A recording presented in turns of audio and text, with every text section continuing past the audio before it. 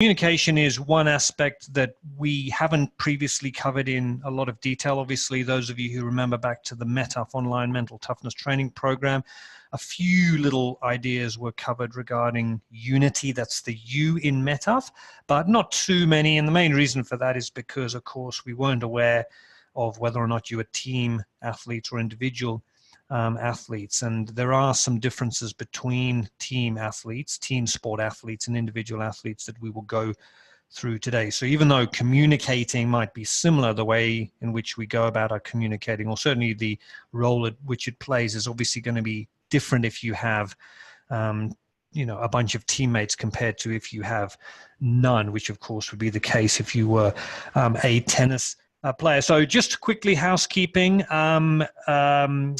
As we go through, if you do have any questions, then it's probably easiest if you just put it in the same space that you use to tell me your names, etc., etc. So I'll be monitoring that. If I skip over it, or if you put your question into the Q&A section and you don't get an immediate response, I will endeavor to come back to it at the end. So don't think that I've ignored you if I don't answer your question immediately. I will try to get it at the end. It might not necessarily be the best time to answer it immediately. Okay, so we're going to go through some communication basics, and obviously, like everything that we do as sport and performance psychologists, this is communication in the context of trying to assist you improve your sporting ambitions, and therefore everything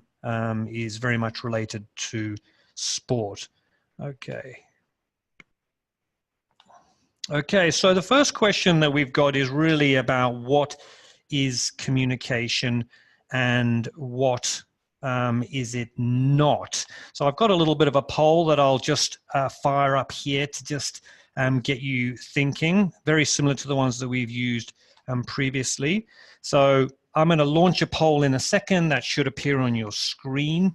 And I'll give you maybe 30 seconds, maybe a little bit longer, to have a little bit of a think. Obviously, I'm aware of the number of people who are logged in, and therefore I'm aware of the number of people who have answered the questions, who have answered the questions, and who have decided to not. I would suggest that, given that I'm not going to name and shame anybody, that everybody have a crack at all of the questions and the polls that I'm going to throw at you today. You'll get a lot more from the webinar that way. Okay, so we're launching the poll now. Okay, so there's the first question. Which of these is a form of communication? Okay, so obviously you can pick more than one, and I think I've listed 10 there. Which of these is a form of communication? Have a little bit of a think, and when you have done that, you can start submitting your answers. Let's have a chat there. Okay, no problem. Okay, good. 10 of you.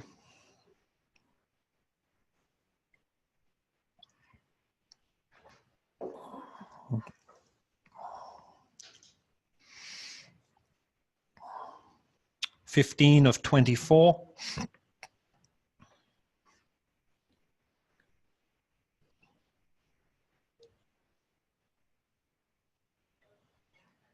"18 of 24, 6 of you.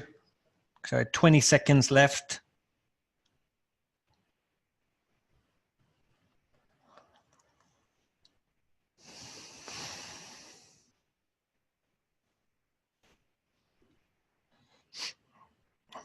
Four people still yet to complete their answers. So I'm going to end the poll in 5, 4, 3, 2, 1. Okay, so I'm ending the poll now, and I'm going to share the results with you. Very interesting. So hopefully you can all see that. So interestingly, all of these are actually forms of communication. A little bit of a cheeky trick question to just start a 5 p.m. school day webinar, get you all excited there. So interestingly, Only the first one, the really obvious one, speaking, was one that all 20 of the 24 of you that submitted answers got. The rest to vary to some degree. Interesting, some of the ones down here, for example, adding a like to Facebook or laughing is not necessarily regarded by too many of you. Actually, no, correction. Laughing, 13 of the 20 of you have regarded that as a form of communication. 7 of the 20 of you who had given answers regarded that as not a form of communication. This is a fascinating one in today's day and age, particularly given the age range of most of you, and that is adding a like on Facebook is regarded as not a form of communication by 14 of the 20 of you. That's a very interesting observation. As you'll see in the next slides that we're going to cover, all of these are a form of communication, even though some of them don't necessarily feel like they are. And that's a really important thing to try and understand, that just because something doesn't feel like it's a form of communication, don't fall into the trap of thinking that it's not. So basically, if I stop sharing that one there, so it'll disappear. Okay, and I will close that. Okay, so basically some very basic theory around communication. So the first thing to understand is that there are, as a human being, and I'm reliably informed the vast majority of you are human beings, which is fantastic. A little joke there that obviously I've used more than once now. Types of communication are basically broken down into the 4 language skills that we have as humans. So speaking, listening, reading, and writing. And of course, we could go through each one of those in a lot of detail, but I suppose the one that is most relevant to us as coaches, as officials, delighted to see some officials taking part today, and as athletes, is obviously the speaking one. Speaking is likely to be our most prominent form of communication. And one of the things that is absolutely fascinating about speaking is just how much of speaking has got nothing to do with the actual choice of words. So as you'll see on the right of your screen, this is basically the scientific data that has been taken from tests where people were deciding or really filtering what other people were saying, and the amount of importance that they were putting into the 3 aspects of spoken communication. So if you think about this in a very simple way, when you speak to someone, whether that be a teammate, a coach, mum or dad, teacher at school, anybody, there's 3 different things going on at the same time. And it's very likely that until this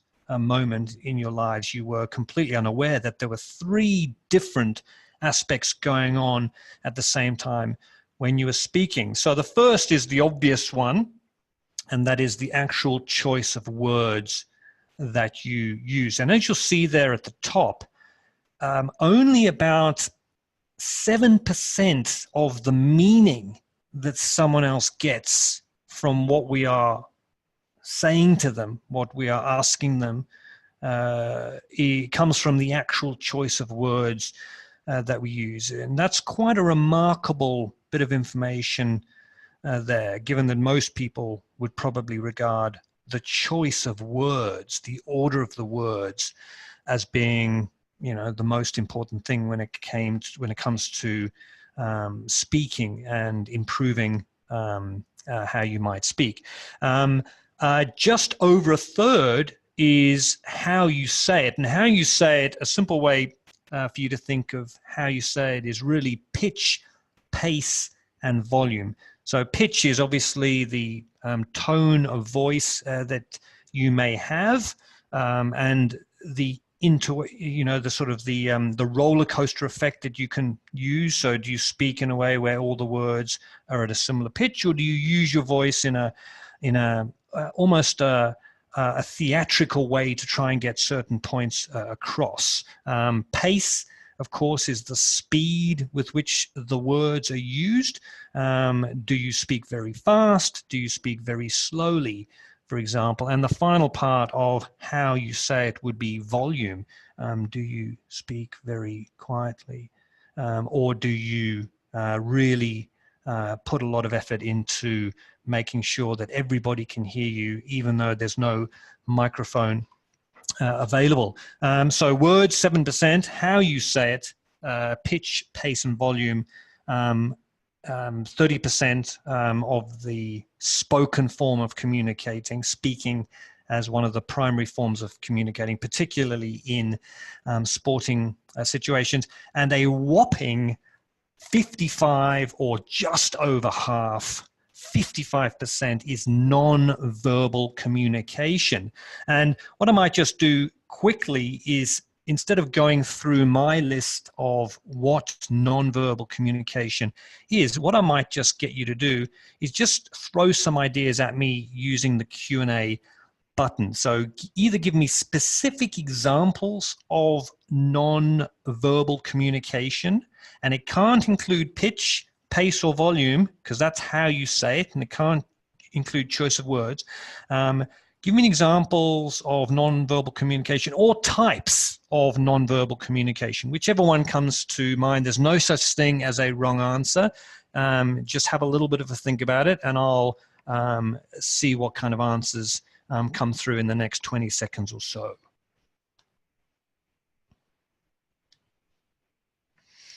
Okay, I will read these out as they come through without mentioning the names of the people who have submitted the answers. So the first one that's come through is a smile. Definitely, that would be part of facial expression. Body language, excellent. Hand gestures, these are all your answers. This is not reading from my list, which is here. Hand gestures, excellent. These are all completely correct. Body language, again, good. Walking away, nice idea there.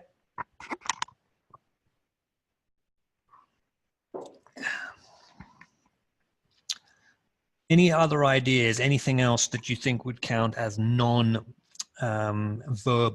forms of communication? Eye contact, fantastic answer there. That was one from my list there. And of course, the interesting thing about eye contact would be the eye contact or lack of eye contact, which would be an interesting variation on the eye contact. Smile, another one there. Of course, smile could come under the collective banner as facial expression. So if we were to be categorizing nonverbal communication, one category, let me just see if someone's popped up some answers here quickly. Give me a second, chat there. There we go. All righty. That's good. So nonverbal forms of communication. So we could go types.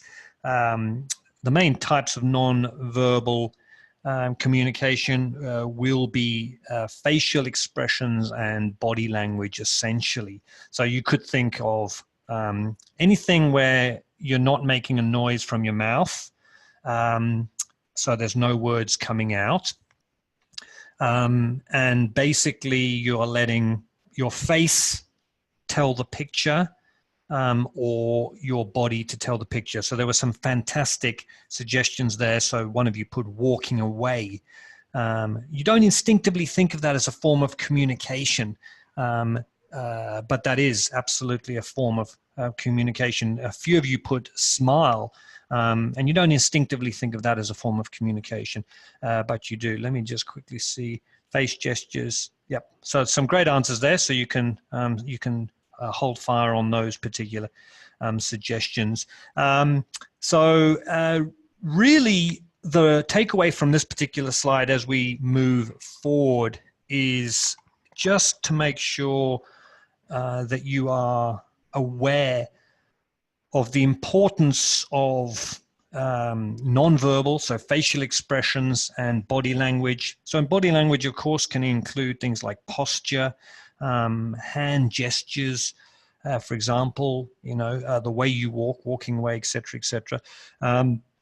The main takeaway from this particular slide is just to make sure that you're very aware of the huge amount that they play, particularly when you combine nonverbal with how you say it, so pitch, pace, and volume, with how the huge role that they play when it comes to effective speaking as the main form of communicating. That doesn't mean that you can now forget about the words that you use because it only represents a 7%. It just means that if you are looking to spend 10 minutes a week trying to improve your communication, then it may be worth you starting with nonverbal and then how you say it, because you're going to get the most amount of benefit from spending the time that you would spend trying to improve your communication on those particular areas. The other thing with words is that generally as you get older, the number of words that you have available will increase naturally.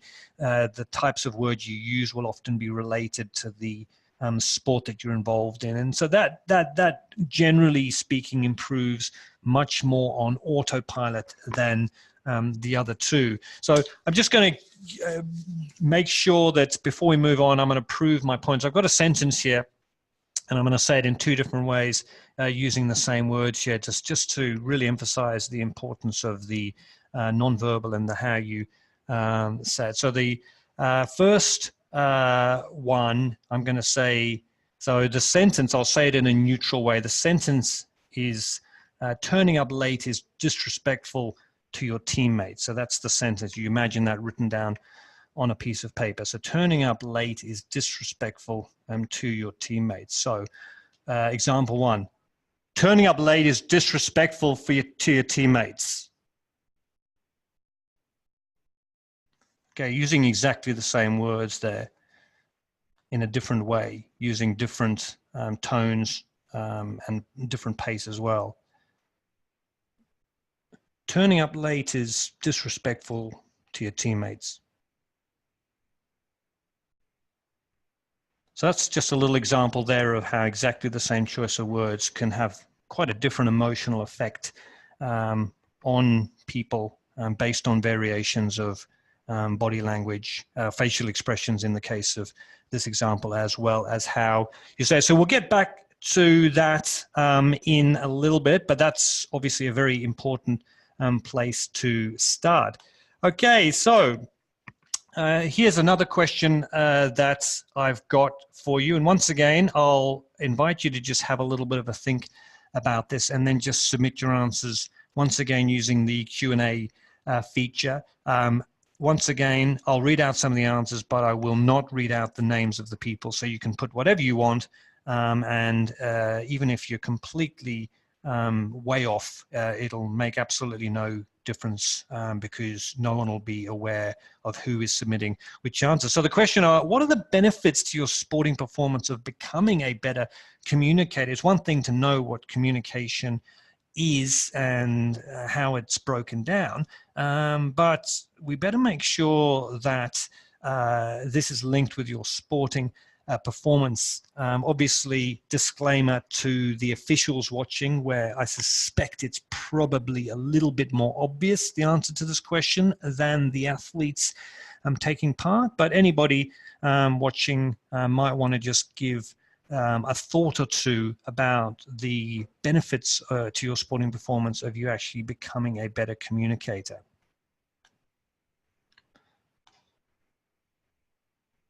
Okay, so we've got some good answers starting to trickle in.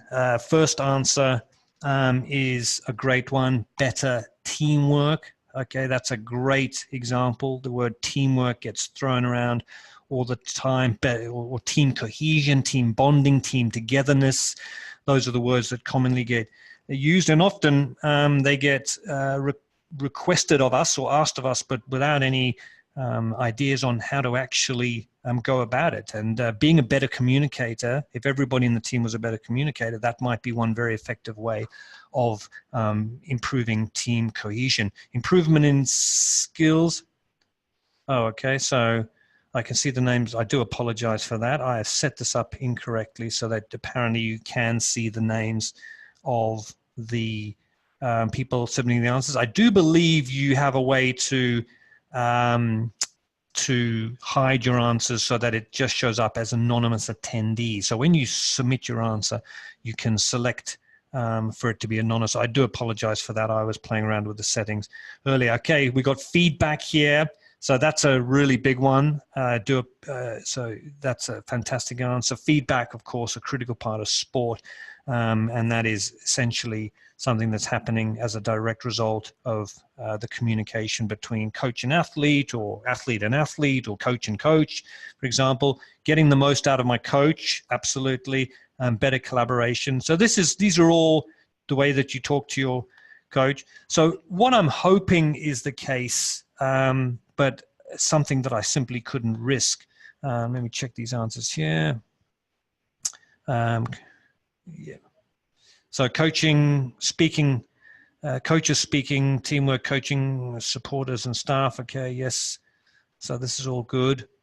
So the main reason that I've covered this is just to make sure that we're not left going through some specific ideas on how to actually improve our communication without being aware of the fact that it could have a direct impact on our sporting performance, on our long-term goals. So that's probably worth mentioning as a side comment away from the specific topic of this webinar, which of course is communication basics. If you think back to the very first webinar that we had, which I believe was on motivation, one of the things that we didn't cover, which I think we could mention very briefly here, is that one of the most effective ways of improving your motivation for anything is to know the reason why. And therefore, we could use this as an example. In a second, I will be going through some very specific measures on how you might improve your communication. But if you don't believe that being a better communicator, becoming a better communicator, is going to actually have a direct and meaningful impact on your sporting performance, on your life, on your goals, on your ability to make such and such a team, the fact is that the chances that you then go away and work on it, which is what I will be recommending, are very, very slim. And so you might want to work on the reason first, on the reason behind something. And of course, that can apply to everything. You could apply it to nutrition, for example. If some of the recommendations that Jody made in her nutrition webinar have yet to take place, despite the fact that during the webinar you thought that's a great idea, this is a great idea, etc., etc. It might be that you have yet to link some of those eating choices with your sporting goals, your life goals, and just generally something that would be incredibly beneficial for you to do. Without the reason, the motivation tends not to take place, and when the motivation tends not to take place, then generally speaking, it's really left up to luck as to whether or not something happens or not. So that's the main reason why I've included a little bit of a section about the benefits to your sporting performance of becoming a better communicator. I will just quickly mention the difference between individual athletes and team athletes here, because obviously in the work that I do as a sports psychologist, the majority of it, which is working one-on-one with athletes, many of whom are team sport athletes, many of whom are individual sport athletes. I have found that in my work, most of the team sport athletes really do understand that being a better communicator is obviously going to be useful. You don't need to convince a rugby league player, for example, a soccer player, football player, a netballer, for example, you don't normally need to convince them too much that if they were better, more effective at being able to communicate with their teammates, that would assist their team, irrespective of if they were a captain or not. The individual athletes normally, in my experience, need a lot more convincing. And given the number of you that do participate in individual sports, I just thought I'd quickly mention some of the obvious benefits to you. So we're talking about, obviously, the triathletes, the tennis players, for example. Let me just have a quick look at the sports. If I go back to this and see which ones are golf, of course, I do apologize. Probably, the most famous individual sport, or certainly the most participated individual sport. So tennis, cycling, of course, individual sport there. So I do remember many years ago, one young athlete sort of saying to me, and the young athlete was a young golfer, sort of saying, look, to be honest with you, I don't really feel like I need to be a good communicator. Let's just leave all of that stuff out, if you don't mind. And one of the things that I mentioned to that young golfer is something that I just want to very briefly mention here, and that is that if you ever decide to go on and participate at a higher level, and when I say high level, I'm obviously referring to a much higher level, one where you may potentially be paid to play your sport, for example, and if you're not paid to play it, you may well be sponsored in order to practice getting better at your sport, for example. One of the things that you will find if you are an individual sport athlete and you're currently not convinced of the benefits of improving your communication skills, is that once you start getting to the pointy end of your particular individual sport, you'll find that the amount of communicating that you need to do with the press, with sponsors, for example, is just the same as a team sport athlete who is communicating on a daily basis with their teammates. Of course, if you're an individual sport athlete, you're very likely to have a coach. It's normally only at the level that you're competing in at the moment where you probably feel like the odd conversation with the coach, for example, is really the only major form of communicating that you probably are being made aware of. And I think that probably is not the best way to view your individual sport. It's certainly likely that the amount of communicating required will ramp itself up significantly in the coming years. Another huge argument to work on your communication skills as an individual sport athlete is the old sport life crossover, and that is obviously one of the biggest benefits of being such talented young athletes as you are, is that you're learning certain skills, many skills, which will stand you in excellent stead for anything that you put your mind to in the future. So if you are an individual golfer, who knows if you're not going to go on to work in the military, for example, where communicating is absolutely paramount. And who knows if maybe some of the little tricks that I gave you today, 20th of May, 2019, which could be included in your golf, included in school, family conversations, for example, could then get a little bit of communication momentum going to the point where later on down the track, when you join something like the military or become a teacher, many professions where communication is absolutely critical, that you would have developed a lot more skills and momentum around communicating than you would have had you decided that because you're a golfer or a tennis player, that it wasn't really necessary. So from my point of view, there really is no downside whatsoever to trying to improve your abilities as communicators. So with that in mind, let's get to it. So we've already done that. So how to improve your communication? So that's the obvious question that we now need to address. So there's 3 little tips that I will give you for you to start at least thinking about. That would be a very good start. If some of you decide to take it one step further and start actually incorporating this into your daily or weekly training routine, then that would be even better. But at the very least, let's start to actually bring it to the front of our minds. Okay, so the first thing is to, and just by the way, won't be making these slides available to you afterwards. So you're basically dependent on memory, writing it down, or taking a picture of it with another device.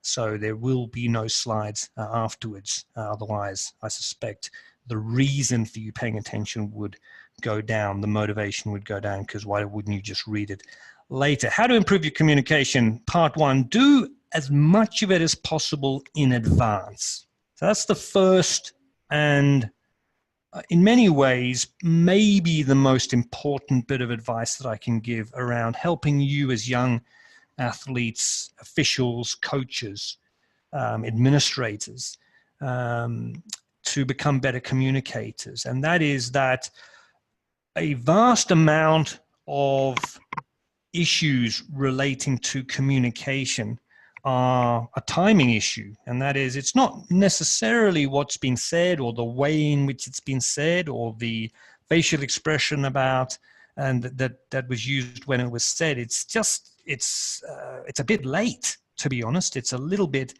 too late, and that's why the as possible is so important here. Do as much of it as possible in advance, and that's very different from if I'd said do it all in advance. You know, for example, in the context of a sporting situation, you know, don't tell the coach that you have a preference for a particular type of pre-game routine on the day of the game or the day of the match or the race, for example, because it's a little bit too late. So, of course, there's going to be plenty of communicating that is going to just take place on the actual day, but far too much of it will happen in the circumstance of the actual day. And the reason for that, in my experience, particularly with young athletes, is because they don't take full advantage of all the different forms of communicating that we will cover in a second. So they're like, well, why did you wait until the day of the game or the match or the race to mention that to your coach? And a lot of the times the answer is, well, that's the only time that I have seen him between now and training. Forgetting about the various different ways we could have brought that up, text message, email, for example, phone call, before the actual day of the race, the match, or the competition. So we're not saying become a predictor of all things and make sure all discussions have taken place well in advance. That's unrealistic. It would be unhelpful.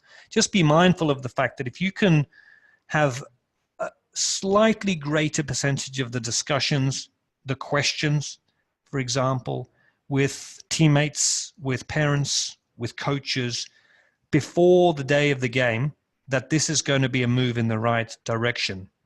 And you may recall back either to the METAF online mental toughness training program or some of the earlier webinars that we had, that one of the aspects of the mental side of sport that we are huge believers in is the idea that you go into competitions as relaxed as possible, using a relaxed competition mindset, as per Usain Bolt, for example, who really went out of his way to make sure that he was as relaxed as possible. And this first suggestion really does tie in with that. And that is, you can imagine that one of the ways in which everybody, coaches, athletes, officials, parents, could be a lot more relaxed in the lead up to a competition would be if the amount of stuff that they were wanting to tell each other was reduced. So little things, for example, one of the things that we mentioned as a key component of how you say something is the pace, the speed with which we rattle off the words.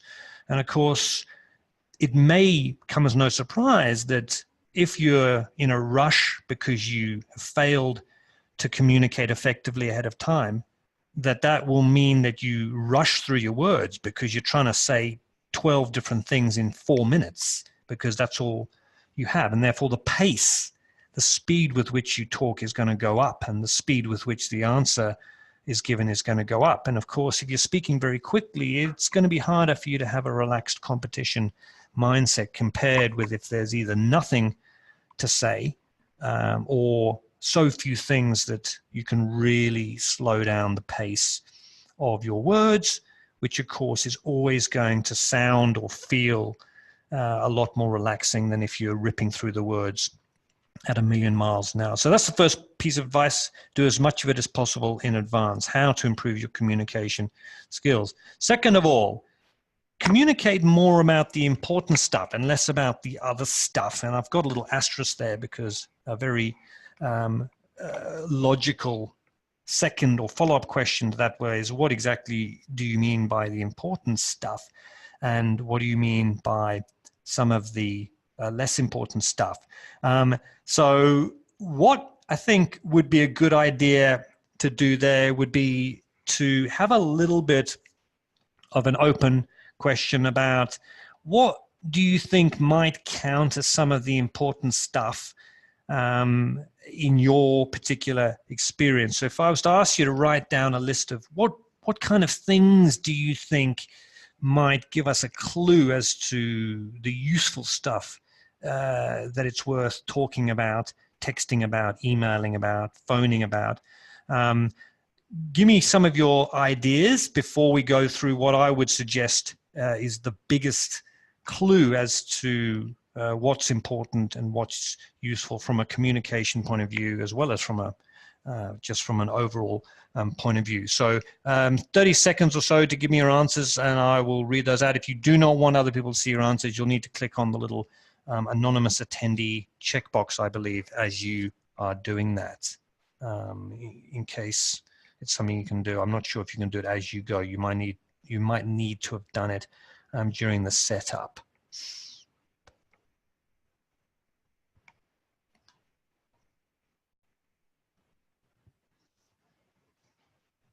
Okay, so let's have a quick check here.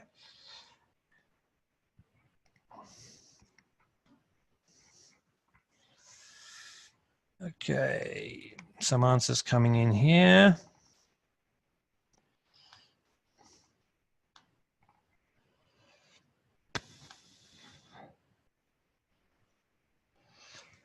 Okay, a couple of answers coming in through. So I'm super aware of the fact that it's coming up to 6 o'clock and that you're probably exhausted and would rather be watching Lego Masters right now. Dig deep. We're in the final quarter, and this is the one that's going to decide whether we get through to the next round or not. So just need you to really crank up the concentration and the mental energy for the next 15 minutes or so. So only got one answer thus far, and it's a very good answer. So in-game strategies is what somebody has suggested there. So a couple more coming through here on the chat section. Okay, so on the somebody's put it on the chat section, but that's fine. Let's have a look. Working together as a team and communicating. Please repeat the question. Strategies, tactics. So interestingly, that a few of the answers there are very much leaning towards the strategic side of things, tactics, and so forth. So that's a very logical way to go when it comes to deciding what might be useful to communicate about. And I certainly wouldn't disagree, but I do think there is an easier way for us to help you to communicate more about the important stuff and less about the other stuff. And I will go through that in a second. Let's put a little question. Okay, tell the coach if you are injured or sick. That's certainly something that could be used. Okay, so the third the third most effective way to improve your communication would be to experiment with different types of communication. And I'll show you exactly how to do 2 and 3 via their own separate slides now before we wrap up this evening. Okay, so communicating about the important stuff. Some of you may remember this from both the METAF mental toughness training as well as from previous webinars. So basically, you may recall that one of the things that we can do, and one of the things that we do very, very frequently in the work that we do, is we could divide some of the more common aspects of sporting performance into different levels of control and influence that we have on them as people. And a very simple way to remember this is to regard my genetics, my past, and surroundings, environment, and the weather as being uninfluenceable. The 6 in the middle, results, my thoughts, my feelings, stuff, others, my future, as being influenceable to some degree. And the 3 on the left-hand side, my actions, the present, and my effort, as being controllable. And so one of the things that we might like to consider when it comes to the question of communicating more about the important stuff is maybe we have some clues here. Maybe there are some clues in that maybe one of the things that we can use this smart bell for is as a simple way to reduce the amount of time we spend communicating with others, teammates, officials, coaches, parents, about the things on the right-hand side of your screen. Probably the most obvious there would be the booby trap of the past, spending an unnecessary or unhelpful amount of time complaining or even celebrating about the past. That is one thing we could take away from this particular slide. Another area we could use this for is to direct the amount of communicating that we do toward the left-hand side of your screen, so the left-hand side of the smart bell. And I believe that the 2 that are on top of the left-hand side are the 2 which provide us with the biggest clues. So my actions and the present moment. My actions and the present moment, when you combine them, I suspect are probably the 2 that might be most useful. So if you're basically putting this into the context of communicating with another person, there's a couple of things to take away. One is make sure that you're mindful of the fact that because other people are only something that you can influence, be mindful of the fact that it doesn't matter how hard you try or how much you shout, you're not controlling the other person, because you cannot control other human beings. It's just not possible. It doesn't matter what you do. Give them a bag with $1 million in and ask them to go and, take your exam for you. You're not controlling the person. You're just influencing them. Shouting at the top of your lungs, because your mum picked you up late from training.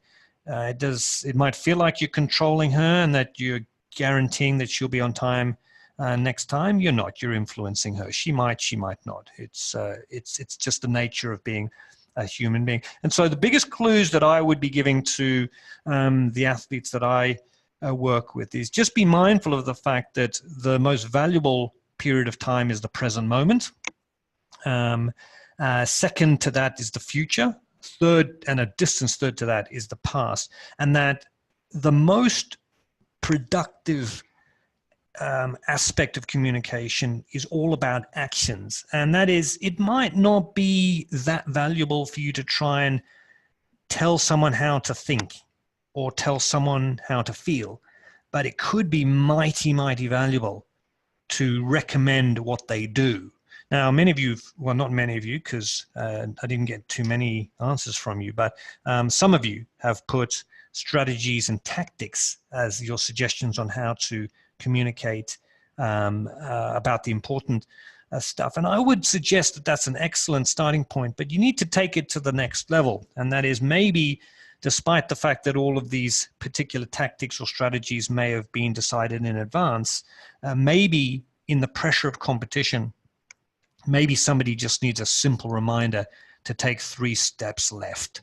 And that is probably the definition of optimal type of communication.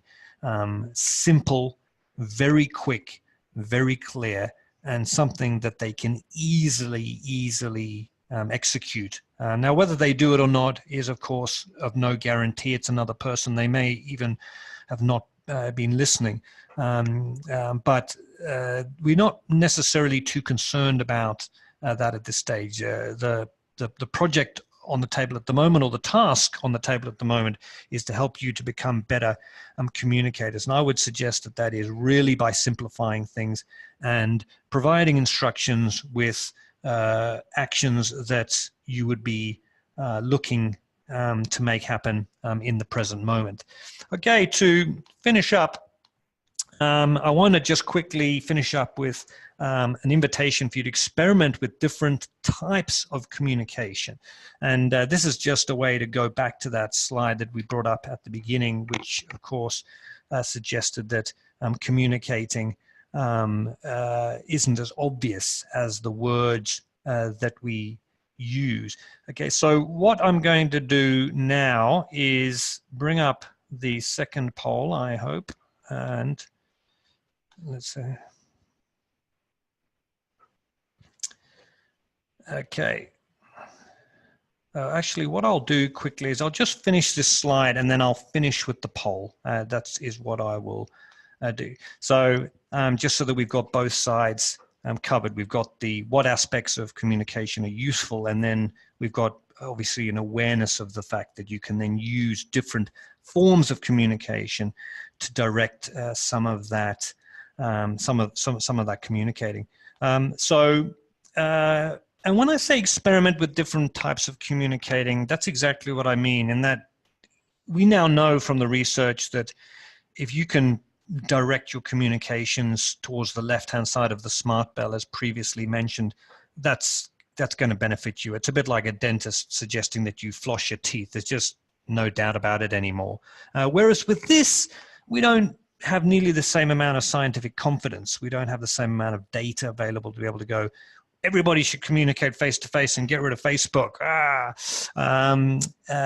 So instead, we have an invitation for you to experiment with it. And I think that's important for you to, I suppose, accept that even though you, at the moment, as a young teenager, probably communicate in quite a narrow way, that isn't the only way that exists. And that I'm inviting you to broaden the forms of communication that you use and just monitor which ones might be more effective in certain situations. That's really all we can do. So the first thing is experiment with face-to-face versus phone versus text and email. Of course, if you think back to the slide we mentioned at the beginning, the first two are probably speaking, but the third one there is writing, and that is a form of communication. Experiment with how effective you find these forms of communication in different circumstances.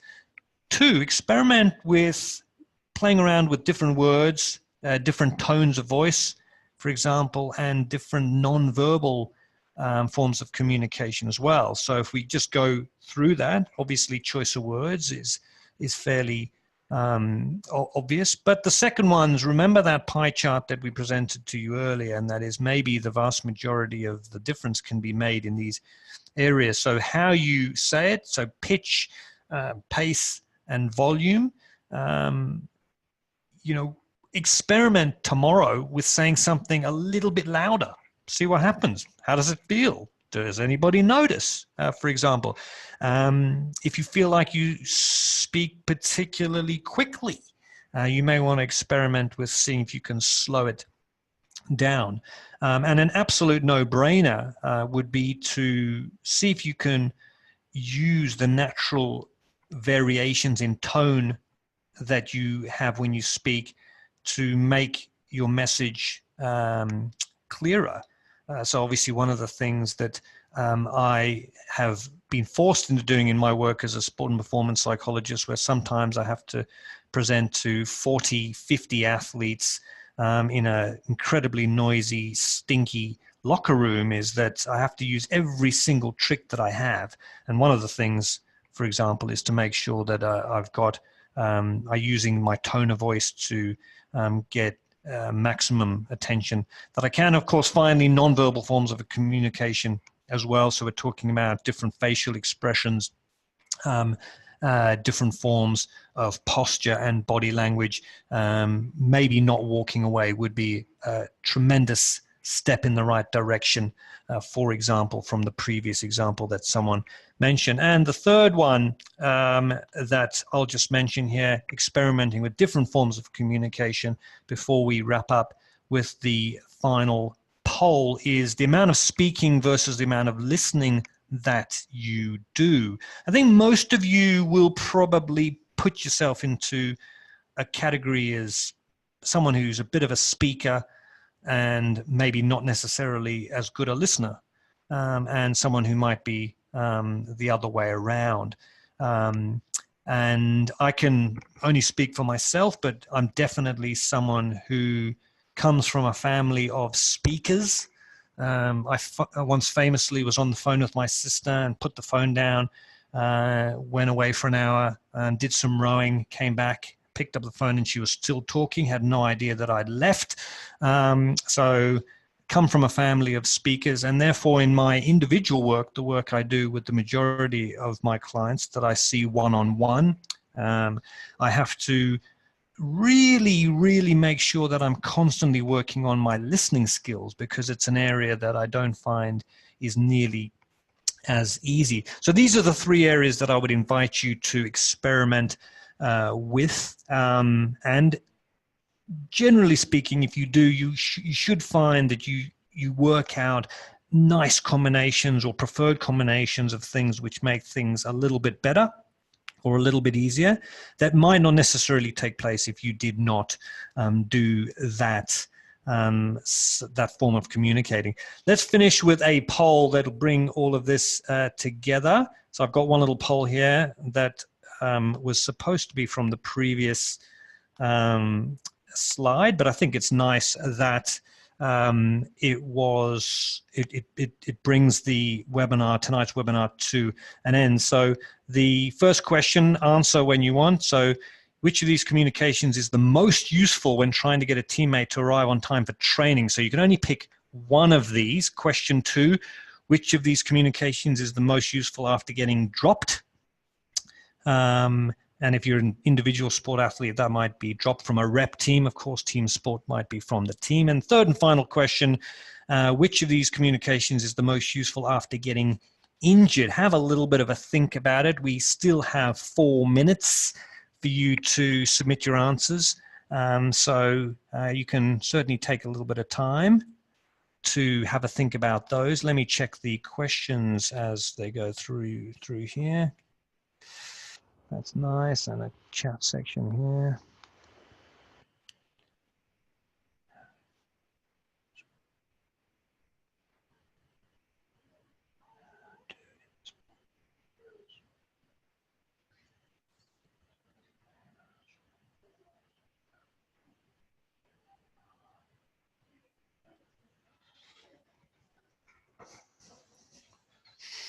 But just quickly, Timothy Walsh, you might want to put your question back in there. So I've received it, but I'm not 100% sure what you're asking there. Can you maybe just type in the question again? It looks like there's a couple of typos in there which I'm struggling to see past. I would like to ask you answer your question, but I'm not exactly sure what you're asking at this stage. Thank you, Timothy. Okay, so we've got a minute or so left. I'm going to wait for Timothy to see if he can stick his question back up there. and I will then launch the answers to your questions. So 16, 16, 14.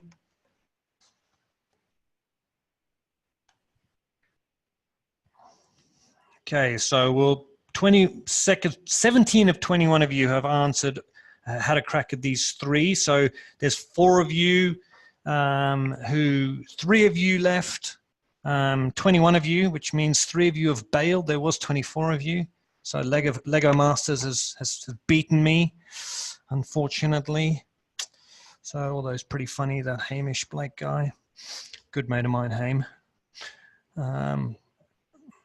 2 of you left. See if we can get all 21 before we wrap up this evening. So there's 2 of you who have yet to submit your answers only. See if you can try and have an answer. I will end the poll, share the answers, and then obviously I will leave you for this evening. Let's see if we've got Timothy's question. Nope, he must have been one of the ones who bailed. Okay, so we will leave that. Okay, let me end the poll in 5, 4, 3, 2, 1.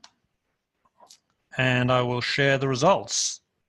So, and it looks to me like we've definitely made some inroads this evening. So which of these communications is the most useful when trying to get a teammate to arrive on time? Text the night before, want to meet 15 minutes before training just to make sure we're on time is definitely the preferred option. A couple of you there have suggested that those 2 at the top might be the best option, whereas certainly they wouldn't be as effective as the text from the night before. Number 2, which of these communications is the most effective after getting dropped? Text to the coach. Coach, any areas you suggest I work on to help me get back in the team? Absolutely. And very encouragingly, 0 votes for all the other 4, which happen all the time but are not necessarily effective forms of communication. And third and final one, which of these communications is the most useful after getting injured? Comment to the coach, what